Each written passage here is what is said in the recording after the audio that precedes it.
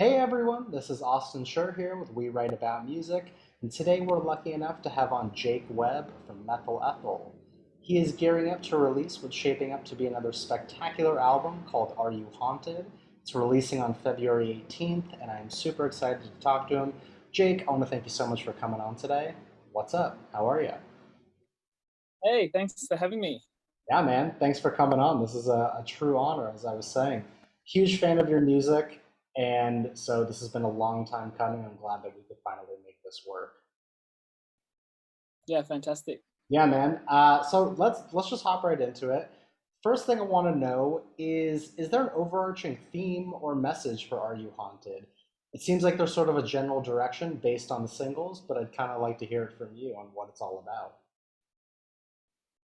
I mean, I like to write to a broad theme, I suppose. So for this one, really, often I'll come up with the like an album title before I've written many of the songs for the album. So the title sort of came first, and then I just wanted to loosely play around with the theme of what it meant to be haunted in the kind of sense that like if you think of the ghosts of our sort of past selves as far as our own lives, and also just kind of thinking of the collective human experience, you know, thinking of history being like the ghosts of all of our past coming back to haunt us in things like, you know, when we think about climate change, when we think about Yeah. um, old behaviors that recur, you know, that's the kind of ideas that I had going throughout the record.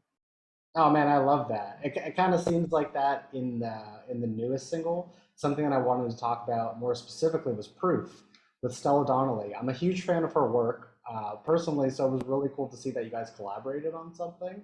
How did that come about? How long has that been in the works for?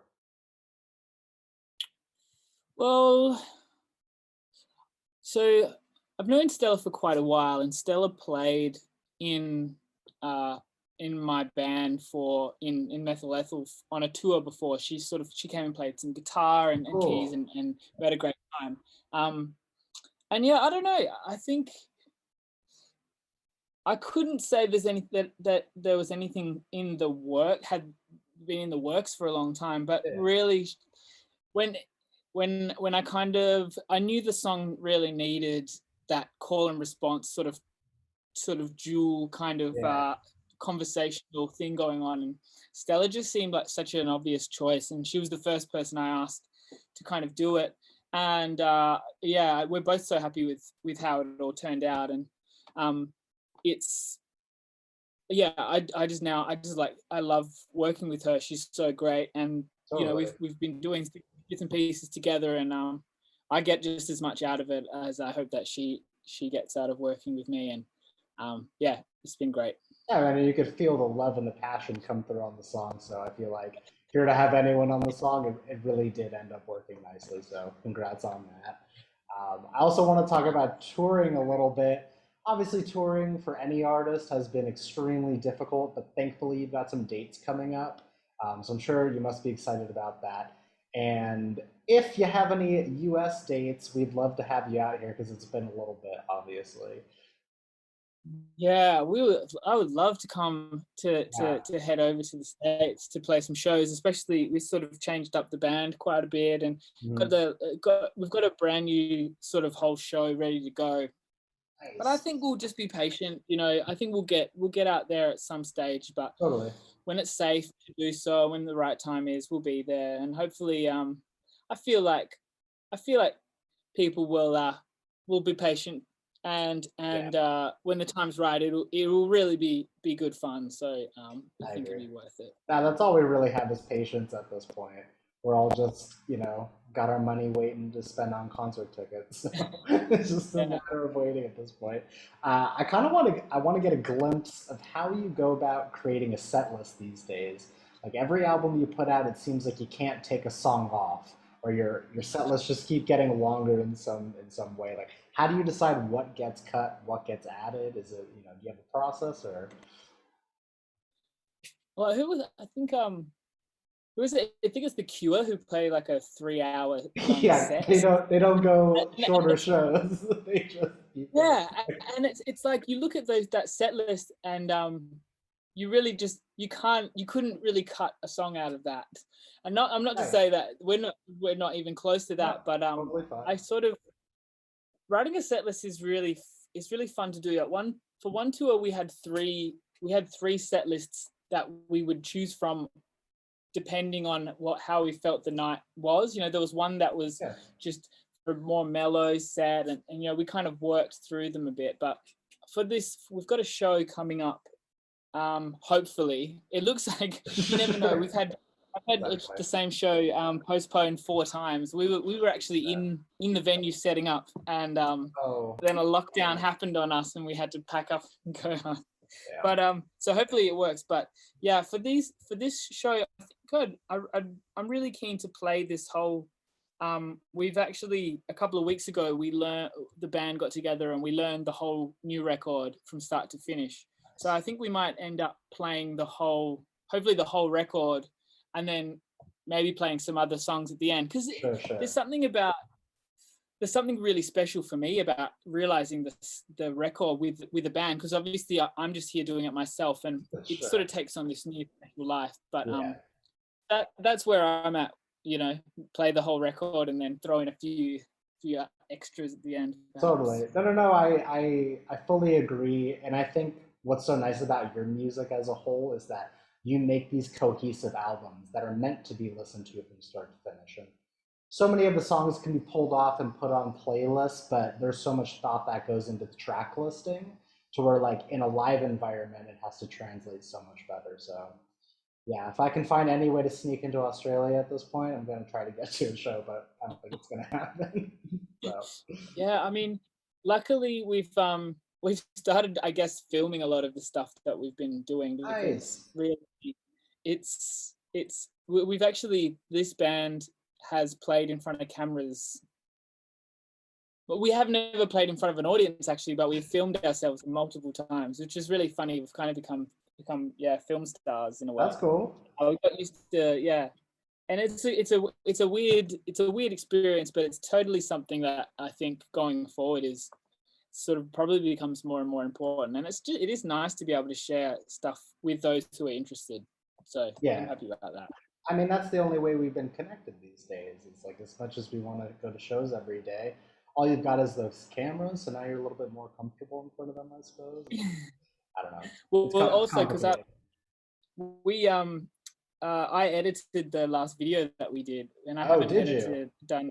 Yeah, I haven't done any editing or film stuff since for ages, and that was it. That's another thing. It feels like loads of people are upskilling on those sorts of things at the moment, and yeah. So if we can become, you know, a bit of a multimedia group, sending things out to the world, I think that's one positive to have come out of all of this. Absolutely. Anything helps. Getting the name out there.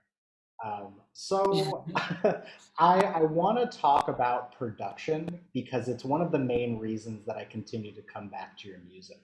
It's just so expansive and impressive what you do with the atmosphere on your music. Now, I don't really make music myself, but I can tell what's good from bad.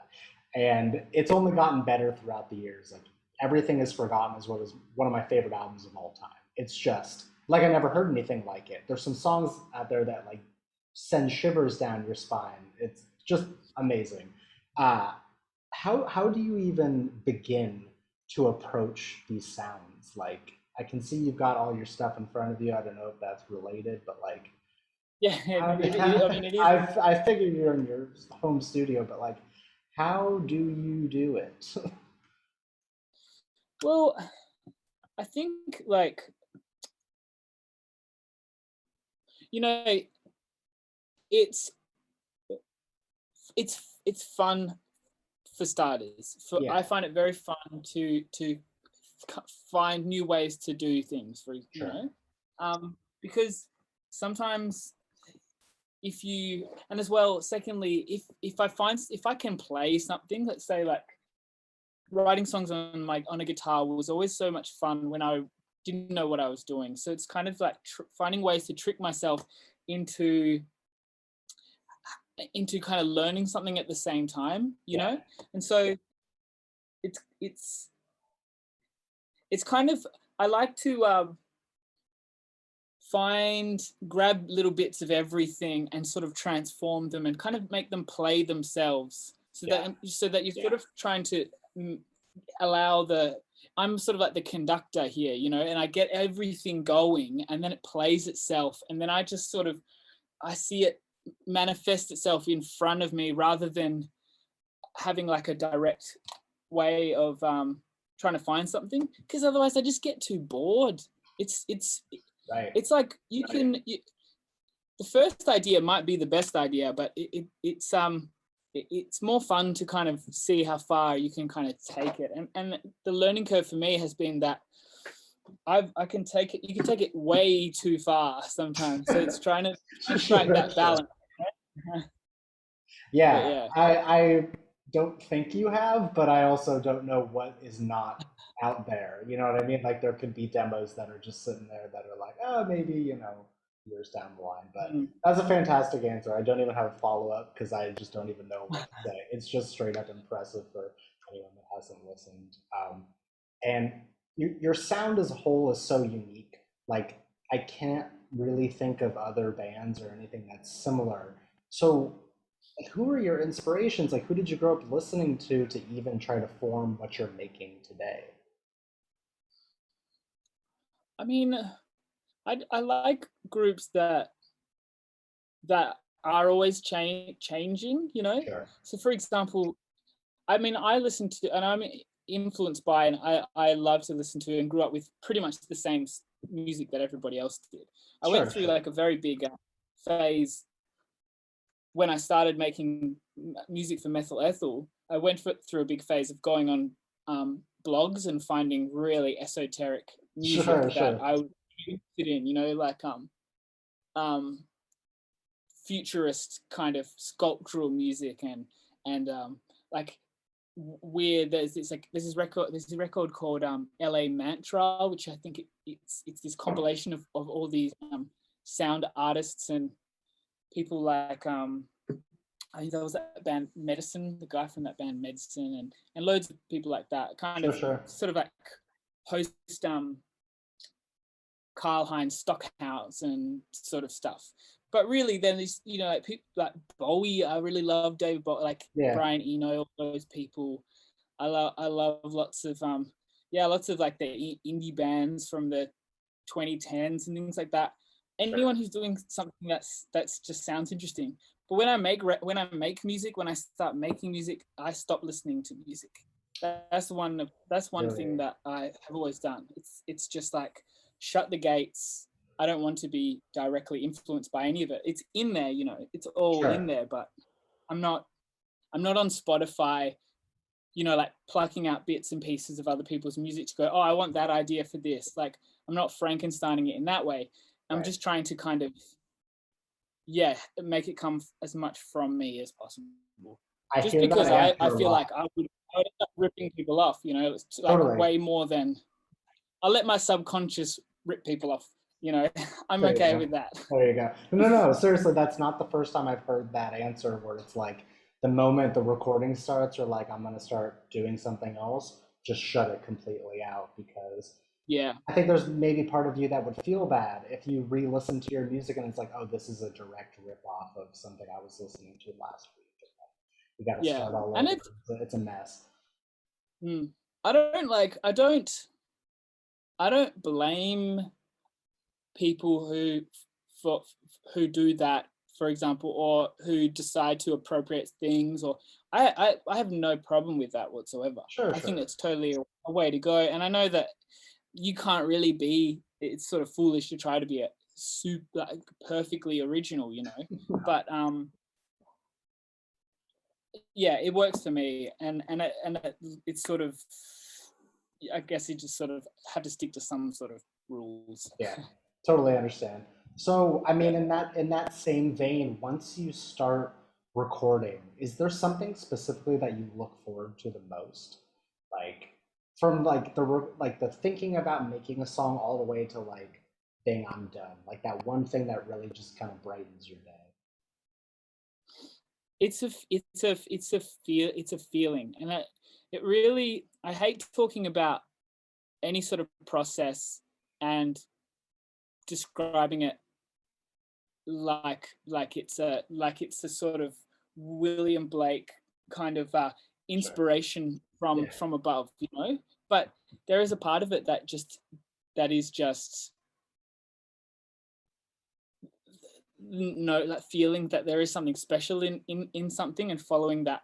And it might be a dead end, but that's kind of, I guess, the only kind of barometer or compass, you know, leading the Totally. way, really. The rest is just what is just working it. It's just doing the work, being here to really bash something out and trying to finish it. Mhm. That's what I've learned over this last couple of years with making this record. It's Sure. that it's not finished until it's finished, and it needs to be worked hard and rested on and looked at and scrutinized as much as possible, Mhm. but like with a clear frame of mind, not hating on it like, oh, I hate this because, you Sure. know, blah blah blah. Really thought about, is even if it's a great melody, is it the best melody, or is it the right melody, or is this, if it's a great lyric, can it be better, that kind of thing. Sure. um I think is what, if you were working with five other people in a group, you know, you would have all of those people criticizing it. But for me, I've got to kind of run it through the gauntlet myself. Yeah. Well, so then how do you know when a song is done? There may not be an answer to that, but there has to be a time Mm. where you've spent more than enough time on it and you've got to just say it's done. Well, how do you know? Well, I think now, so say if I was to think about starting another record, how I would go Sure. about it, and I think I would really spend, how I've just said, like that amount of time, which can be however long, but just I would really make sure that the songwriting stage, right, the song was really finished, Sure. and then going into production mode, and then really making sure it's finished. Because, you know, when I'm in one stage, I'm excited for the next stage. So it's really saying that's the reward, Yeah. and make sure it's done. You know, I love mixing, so that I'm always trying to get towards that. So it's just kind of, it's done. It's kind of done when it's done, and sometimes it's Sure. just it's dead on arrival, you know, and you have to just abandon, and Yeah. getting good at just not being too precious. And there's always another song down the track, and maybe even just disassembling stuff, and turning it to scrap and taking bits and pieces and putting it in other things, like is a good way to go. But yeah, I don't know. I think that's the one thing that is the thing that you just, the 10,000 hours, you know, like you do get better at just knowing when to move on. Totally, man. That's a great answer. Um, so we are recording this in January right now, so right at the top of the year. In a perfect world with barely any restrictions, where would you like to be, and what would you like to accomplish by the end of this year? It's pretty nice. It's nice to be putting out a record so early on in the year. Yeah, Um, it is a kind of, I it's a weird analogy, but I always think of putting out records kind of like fishing. And it's just, you know, if the record's out there, I'm just sitting there on the beach, or on the on the, you know, the sure, dock, sure. seeing the little float bob up and down, and seeing if anyone wants to take a little nibble, you know. But I don't know, I think doing some touring, I haven't been able to really think about it, because it It's not doesn't real seem yet. like it's going to happen. I know, But that's that so would be sad. nice. Yeah. I don't know. I'm always excited to just keep making more music, but yeah, I'm Awesome. really proud of this album. So I think I'm just excited for people to have a listen and spend some time with it, and you know, hearing bits and pieces of feedback, seeing what songs, you know, hopefully people grow attached to and things like that. Yeah, that's all. Nice. Okay, so I'll have a few more questions for you, but I want to know. So I'm almost positive that 3 songs off the 9-track album have been put out so far as singles. Is there any other, I mean, there has to be, but is there any other track or unreleased track that you're most excited for people to hear before it comes out? Well, I will say this. So the two first singles were never intended to be on the record. So Oh, I've made this record, and so there are 2 songs that aren't on this record okay. that I also really love, that I decided that I would leave off because it's sort of just for the flow and things like that. Sure. Conversations with my record label Future Classic were really helpful in sort of deciding whether or not to put them on. So and in the end, I think they really fit nicely. Obviously, they were written in the same Yeah. same kind Sessions. of calendar year or whatever. But I'm excited to hopefully put out, release just the other 2 songs and have this extended version. Oh, nice. Stage. Hopefully, you know, we'll put it out later on in the year, and it gives a little bit more of a an idea of like the scope of work Right. that Are You Haunted was, you know, without kind of overloading people with a record that is just too long. Frankly, if trying to squeeze too many things on sometimes it's detrimental, I think. I agree. No, it goes back to what I was saying. Your albums are very cohesive, and it's, instead of bloating them with, oh, I have extra songs that were written in the same session, let's just throw them on. Like, I don't think that's how the album listening experience should be.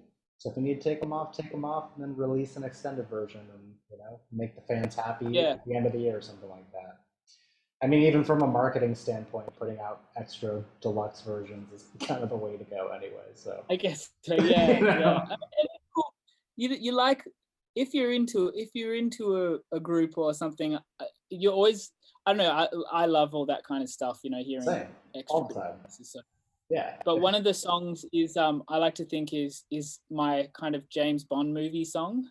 So Oh shit. that's what I would. So yeah, Cool, man. it's All right. I'm looking forward to it. All right. So at We Write About Music, one of our main things is to really focus on the independent artist who a lot of people haven't heard of. Not necessarily you in this situation, but I know that Perth has such like a blossoming indie music scene. I don't know how connected you are to the local scene, but are there any bands that you're listening to that you'd like to shout out or that should also get your attention on them? I would love to shout out Julia Wallace. She's actually playing in Methyl Ethel at the moment, but her Nice. music is really beautiful, really incredible. And well, unfortunately, she's going to get this for a little while, but she's very young, Hmm. and her music is just so fully formed for someone who of her age. So Nice. sorry, Julia, but I had to go there. But yeah, really check out her music because it's really beautiful. I will. Awesome. Thank you. I will definitely check her out. All right, Jake, I've got one more question for you, and it's how I like to wrap these things up. Basically, the question is for the person that is going to discover you from this, and for the person that is going to listen to your music for the first time, what is an opening message that you'd like to say to them?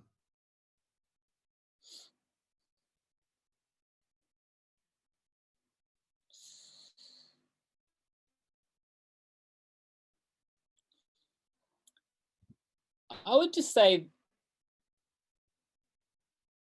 I'd say like don't try or don't try to get it all at once. You know, this music is something that you kind of have to sit a little bit with, and even if you hate it at first, maybe it's not the right time. But there will be a time, and there's like kind of a lot of it now at any point, any one you want to jump into. But I promise it'll be worth it. if you give it a little bit of time. Yeah. Sweet. That's a fantastic answer.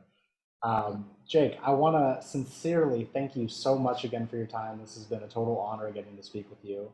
Huge fan. I'm very personally excited for this record to come out. And for everyone else out there, the album is called Are You Haunted? It comes out on February 18th. Stream it, send it to your friends. If there is a physical version, buy that, and we'll have all the links for people to listen and check you out on social media and stuff like that. But seriously, man, thank you so much again. This has been great. No, thank you. It was a great chat. You're very welcome, man. Have an amazing rest of your day, and I hope to speak in the next album cycle, or see you in concert, because that would, hopefully come sooner than the next album. So, all right, man. Take care. I'll talk to you later.